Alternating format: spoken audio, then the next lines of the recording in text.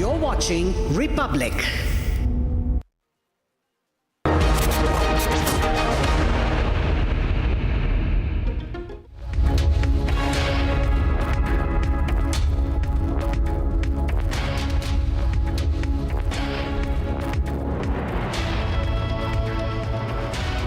Thank you for joining us on the live report. It's 12 p.m., ladies and gentlemen, and the focus story here on Republic.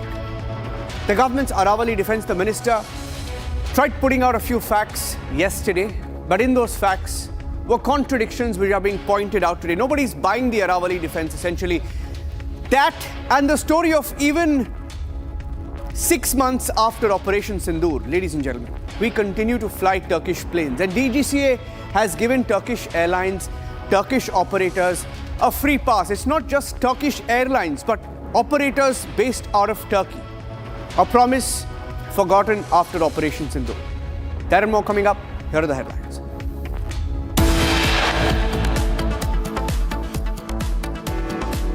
Environment Minister Bhupender Yadav issues tempted response on Aravalli's campaign. He claims misinformation is being spread, but his own statement is unconvincing. Contradictions being pointed out.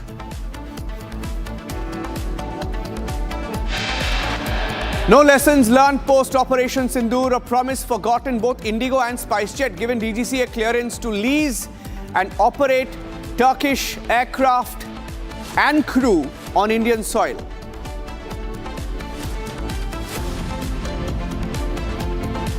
Spotlight back on the Augusta Westland case after Delhi court orders release of middleman Christian Michel in the ED case. How politicians failed, how agencies failed, how India failed on the bribery, the kickback case.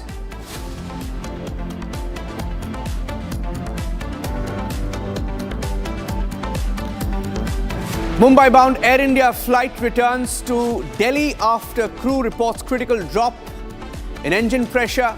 In the right engine, serious glitch on Air India.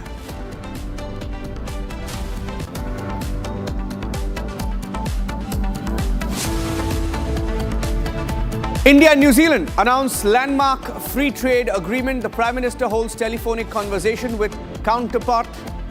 It's the third deal in the last few weeks.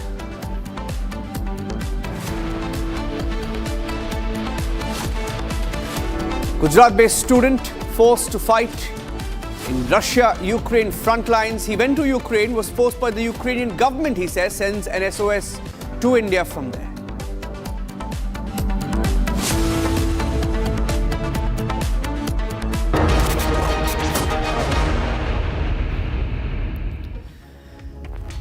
Ladies and gentlemen, in the last few weeks, Republic TV has been reporting on the Aravalli campaign. How a definition to define Aravallis was presented by the government in court, accepted by the courts, and now is an existential threat for the Aravalli range, which spans across 4 states along almost 700 kilometers. And after the Republic report, the minister, Bhupender Yadav, issued a statement. He claimed that this was misinformation being spread by a few people and YouTube channels, etc. He claimed that the facts were clear, that the government definition had changed a lot and defined and brought to end the Aravalli definition.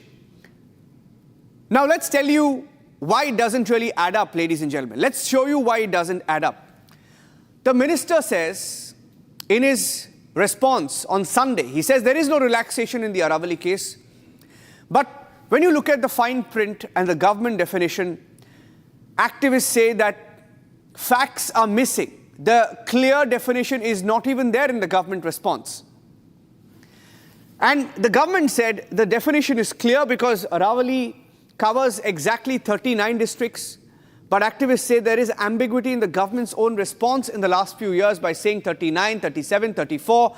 There is contradiction in the government's lists, district lists published in the last few years. And when asked, the government says the 100-meter definition came from a 1968 study. But then activists point at the 3-degree slope definition,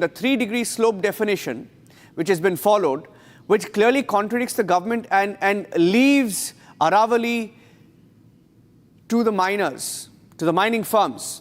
And the government also claimed that Aravalli issue is finally settled with this definition, and that this definition is the end of a chaos, a legal battle that's been on for over 5 to 6 decades. But activists point and claim that critical Aravalli data and maps are still withheld, which means it's left to the ambiguity of these mining firms and different district administrations, etc., like Republic TV has been saying. Let's listen into what the minister said, and I'm going across to my colleague Shambhavi joining us live on the story.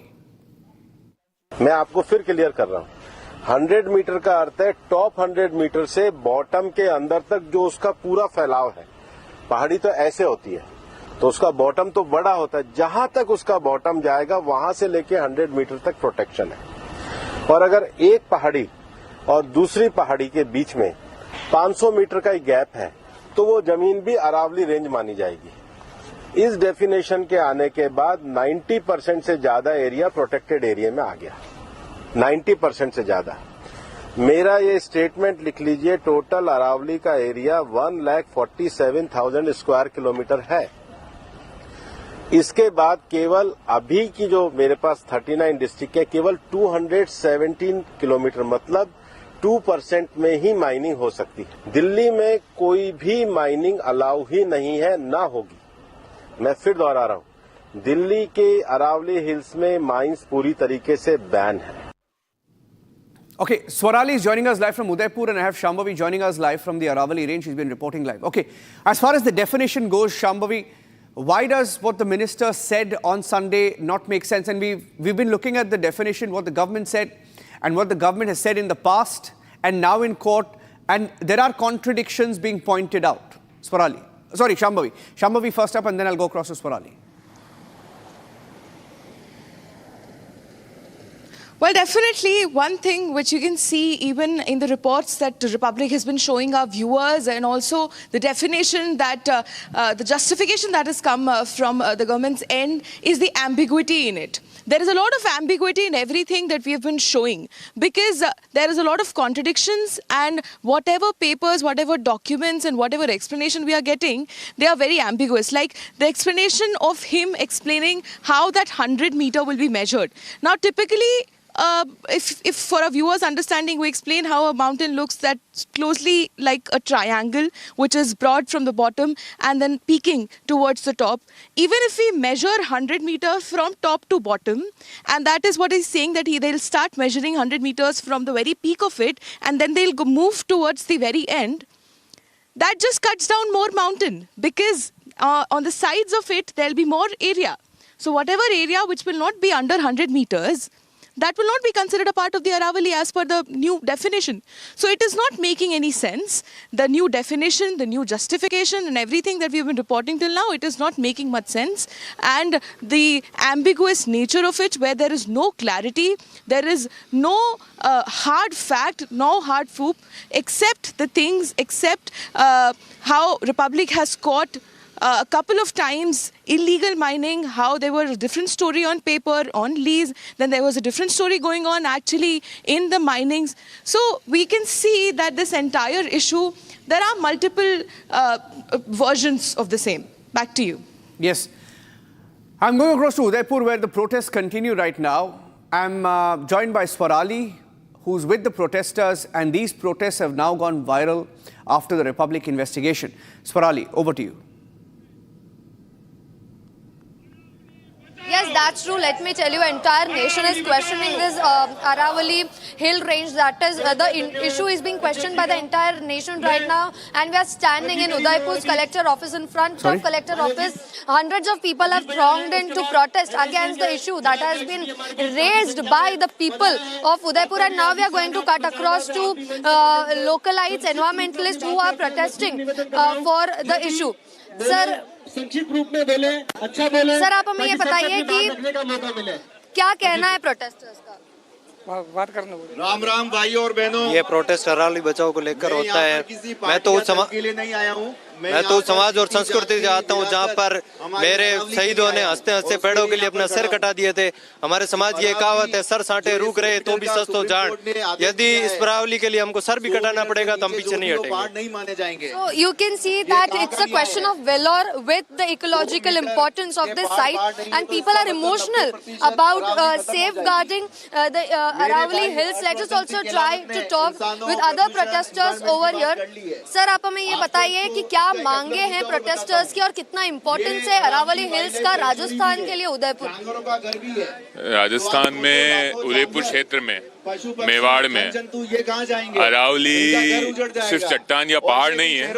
Aravalli पे आप देखेंगे तो सारे केंद्र हैं जो राणा मारना चित्तौड़गढ़ पे दुर्ग बना सकते थे, वो अरावली कटा भी सकते थे। दूरदृष्टि थी, हवा, पानी, वेग, युद्ध, सब तरह से अरावली ने हमेशा रक्षा की है। आप देखेंगे तो करनी मात अरावली पे स्थापित है, नीमच मात अरावली पे स्थापित है, अपने दूड़ी माता अरावली पे, जगन्नाथ का मंदिर अरावली पे स्थापित है। ये भी बताइए कि इकोलॉजिकली क्या फर्क पड़ेगा? जो थार डेजर्ट का शील्ड है अरावली रेंज, क्या फर्क पड़ेगा अगर इधर इलीगल माइनिंग होता है? जब जब भूकंप आया है, जब जब वेग से आंधी आई है, जब जब वेग से तूफान आया है, जब जब वेग से बाढ़ आई है, इस अरावली ने उदयपुर की रक्षा की है झीलों से बसे हुए सारे बातों में। उसके बाद भी आज भी उदयपुर खुशहाल है। अरावली रक्षा के साथ साथ पूजनी का केंद्र भी है, बायोलॉजिकली और एथिकली, और आप देखेंगे रीजनली भी अरावली सब तरह से केंद्र रहा है और हमेशा रहेगा। उससे भावनाएं जनता की ऐसे ही जुड़ी हुई है। डेटा के बारे में भी बात करिए ताकि हमारे व्यूअर्स समझ पाए कि 93% से भी ज्यादा जो है इकोलॉजिकल जोन अरावली का वो डेंजर में आ जाएगा, यहाँ पे इलीगल माइनिंग हो पाएगा। क्या डेटा की बात करें? देखिए, सज्जनगढ़ और चित्तौड़गढ़ का जो दुर्ग है उसको 93 या 100 मीटर के मापदंड पे तो हम तोल नहीं सकते, है ना, क्योंकि राजधानी है, उसके किला बना हुआ है। अगर सब ध्वस्त किया जाएगा, कहीं ना कहीं हमला उस पर भी होगा। अगर लॉजिकली सबको हम ले रहे हैं तो ना उसमें किला गिना जाएगा ना मंदिर गिना जाएगा। तो ऐसे बहुत से क्षेत्र गिने हुए हैं, उनको हमें छोड़ना पड़ेगा। There are other protesters also. We can see emotionally slogans are being raised. I am going to cut across to several other people who are protesting over here. Sir आप हमें ये बताइए कि क्या भावना है फिलहाल लोगों की और क्या मांग? हम लोग सारे बैंक कर्मी हैं। हम लोग यहाँ पे अरावली को बचाने के लिए आए हुए हैं। जैसा कि गवर्नमेंट के थ्रू अभी हम लोगों ने, न्यायाधीश ने जो फैसला दिया है, उस फैसले को लेके हम उस फैसले की निंदा करते हैं। हम लोग बैंक कर्मी हैं, हम लोगों का किसी पार्टी पॉलिटिक्स से कोई लेना देना नहीं है। क्यों निंदा करें ये बताइए व्यूअर। मैम, जब अगर जीव जंतु आज जिस तरीके से शहरों में आ रहे हैं, जीव जंतुओं के लिए, वन्य जीवों के लिए उनके रहने की अरावली नहीं बचेगी तो वो लोग रहेंगे कहाँ? जब मुगलों के लिए युद्ध लड़े गए इस धरती पे, आज उस धरती को हमारी जरूरत है और हम लोग अगर नहीं आएंगे तो कौन आएगा उसके लिए? तो हम लोग इस अरावली पे निंदा करते हैं और इसका विरोध करते हैं, कड़ा विरोध करते हैं। Here we can see common man, common people are hitting the streets to safeguard the Aravalli hill range. We are also trying to talk with other people. Sir आप बताइए क्या काम करते हैं आप? और मैं देख पा रही हूँ कि साधारण आम जनता आज सड़कों पे उतर आई है प्रोटेस्ट करने। हम लोग सब ऑल फाइनेंशियल ग्रुप से हैं। हम पूरे उदयपुर में फाइनेंशियल वर्क करते हैं, सर्विसेज देते हैं, फंड की अवेलेबिलिटी कराते हैं और हम लोग अरावली बचाओ के समर्थन में खड़े हैं आज यहाँ पर आके। सारे हमारे काम काज छोड़ के हम पहले यहाँ आना, बचाया जाए, अरावली को बचाया जाए। मेरा नाम महेंद्र प्रजापति है। हम लोग यहाँ पे सब बैंकिंग और फाइनेंशियल परिवार से हैं, लेकिन हम जो सुप्रीम कोर्ट ने जो निर्णय लिया है उसका हम पुरजोर विरोध करते हैं, क्योंकि अरावली हमारी माँ है, हमारी मातृभूमि है और इसमें मरने वाले लाखों जीव जंतु, जिसने सदियों से जो हमारी प्रकृति के विनाश से, हर तरह की विपत्ति से हमारी सहायता करिए, बचाव किया, उसको सुप्रीम कोर्ट ने जो निर्णय लिया है उसकी हम बरजोर प्रशंसा करते हैं और हम सुप्रीम कोर्ट से, सरकार से आग्रह करते हैं कि जल्द से जल्द इस पर निर्णय पुनः लें, अन्यथा हम बहुत भीषण आंदोलन करेंगे और हम सरकार की ईंट से ईंट बचा देंगे। मैं यहाँ सुन पा रही हूँ कि लोग कह रहे हैं कि अगर अरावली को नहीं बचाया गया तो हम सर कटवाने के लिए भी तैयार है। इतनी स्ट्रॉन्ग आलोचना की जा रही है, इसका क्या कारण? मैडम अरावली पर्वतमाला जो है उसने हमेशा से हमारे अभिभावक का काम किया है, हमारा पालन पोषण किया है और हमें सभी तरह के आंधी तूफान भूकंप जितनी भी प्राकृतिक आपदाएं होती है उनसे बचाने तो here we can see people over here are emotional for the entire issue and we are going to keep you updated. Back to the studio. Thank you for joining us with those inputs, Shambhavi and Swarali. I'm going across to the next story. We are keeping a focus on that. Ladies and gentlemen, after Operation Sindoor, after Turkey decided to give Pakistan support in fighting India, Turkish drones were used by Pakistan. Turkish operators were sent to Pakistan to fight the war against India. And all of us spoke about it. We questioned the government. And we were told that contracts will be cancelled for Turkish operators will not be allowed to operate in India, etc., etc. But the irony is, as we speak, ladies and gentlemen, there seems to be a Turkish free pass given to Indian Airlines, and not one, but two Indian Airlines. Look at that on your screens right now. Indigo has been given a DGCA clearance. They have leased two Boeing 777-300 aircraft from Turkey, specifically from Turkish Airlines. So they continue to use Turkish planes with Turkish crew. SpiceJet has got clearance to lease 5 Corendon Airlines planes. And some of these planes are still being used in India. In fact, they are flying in India with Turkish crew.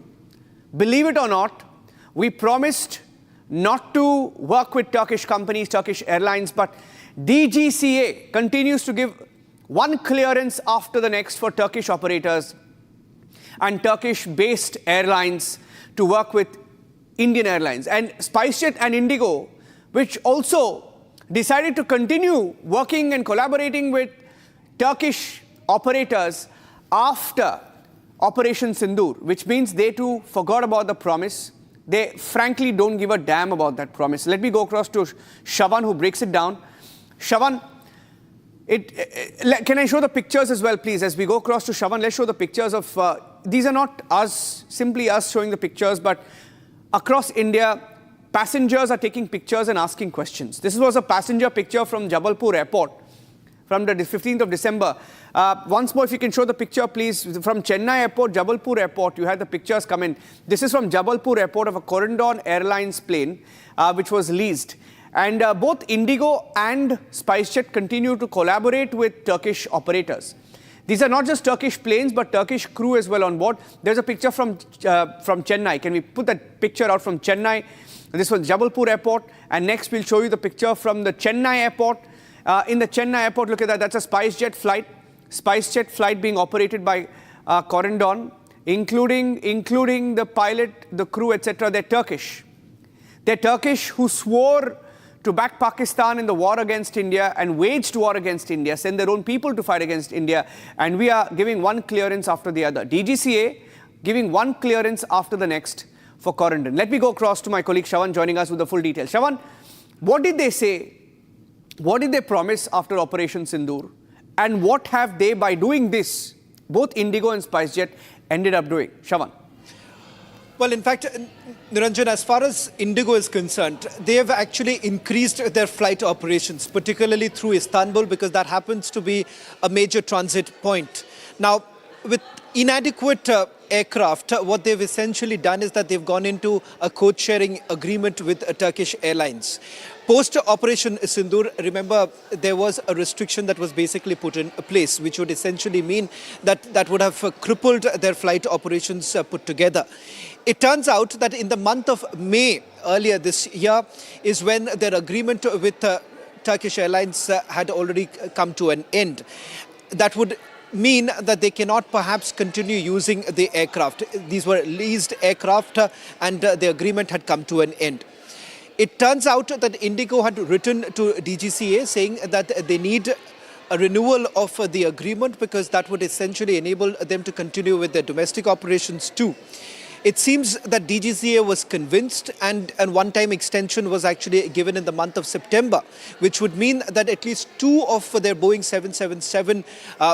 777-30 ER aircraft were basically used And these are aircrafts which are basically part of the damp lease, which means that not just the aircraft but also crew members of Turkish Airlines would be used by Indigo.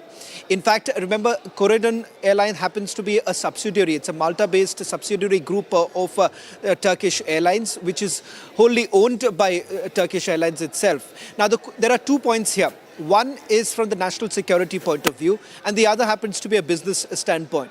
Now, from the airlines side, it is a business standpoint where they say that they are unable to carry out international operations unless there is some sort of a code-sharing agreement that comes into picture. And the fact that post the pandemic, there isn't enough supply of aircraft to begin with, so they cannot perhaps increase their flight operations or perhaps buy more aircraft, and also continue with the hiring of the crew members. And that's where this entire lease process actually helps them. And it's not just Indigo. It is also SpiceJet, which has gone into a similar sort of an agreement by which you have Corridon Airlines carrying out domestic operations too. So it seems, so there would be a possibility that if you're flying sectors like Aurangabad to Delhi, or for that matter from Surat to Delhi, these are some of the routes where you would find Corridon Airlines operating, and not just the aircraft, but you would also have Turkish crew members who would be present there. The question here is for the DGCA as to whether at all they should be allowing this, because many within the aviation sector are now raising questions about the national security aspect itself, that you have Turkish crew members carrying out the operations. You have an aircraft which is also operated by a Turkish airline, and not to forget the role that Turkey has essentially played during Operation Sindoor by backing Pakistan. Yeah. Shravan, thank you for joining us with those inputs. In fact, we continue to investigate, and there could be more, Shravan, because the collaboration does not end with just leasing or flying airlines which are Turkish, but the collaboration is much deeper, which we will tell you in a short while from now. Ladies and gentlemen, I'm moving on to the next story. We will continue to ask questions to both the Civil Aviation Ministry and also DGCA. Our focus story now on Live Report is on whether the government, whether agencies failed to bring this man to account. Christian Michel was extradited to India. And when he was extradited to India, we were told that we had the critical link to ensure that we will get the truth out in the Augusta Westland case. But Christian Michel, over the years, believed to be the middleman, there was a handwritten note, was wanted by different agencies, different countries at one point of time. But today he's getting away in one case after the next. ED case, CBI case, he's getting away in all of these cases. And the irony is, Christian Michel is defending the courts. He's saying the courts are doing a fantastic job. He's saying the judges are fantastic. Now, this coming from an accused who's being let off in one case after the next. And this is happening as we speak. The court has ordered release of Christian Michel in several cases. I'm going across now to Ishan. Ishan is joining us live. Ishan, very critical case today when he could perhaps get away in another case. And that is why what happens in court today will be extremely important. I'm going across to Ishan to tell us more about Christian Michel and how Christian Michel got away. Absolutely. Christian Michel is the alleged middleman in the Augusta Westland scam. He was the one that engineered the entire movement of money through shell companies, and he was being tried by the Enforcement Directorate for various cases. Now, the money laundering case in which he was a prime accused had a maximum sentence of 7 years, and Christian Michel has currently served this entire sentence, and that is why this bail is being granted. Now it is being seen that however the bail is being granted, the investigation still continues and there is no further course of action for him to stay in prison. And this is a complete failure of the investigating agency. They had him in custody for 7 years, and during this time they were not able to enforce the law, and they were not able to ensure that the case is brought to justice. And this created a havoc, and this created a precedent for him to apply for other bail proceedings as well. Now, Christian Michel was extradited to India from Dubai, where he was staying in 2013, and since then he has been in custody of various agencies. And now the primary argument of Christian Michel's lawyers is that he has completed the sentence and there is no further course of action. He had earlier applied for bail at the half point of the sentence as well, which was rejected. And now, since the entire 7-year period has been completed, he has been granted bail in this particular case. We are seeing this happen again and again, and now a similar bail plea is pending before the CBI court as well. The CBI has also accused him of similar misappropriation and distribution of bribes, and that is being also investigated. But in that case also there has been delay after delay, and now a similar bail plea is before the CBI court as well. Back to you, Niranjan. Thank you for joining us with those inputs. Christian Michel, and we had a sequence of Christian Michel which we will play out in a short while from now.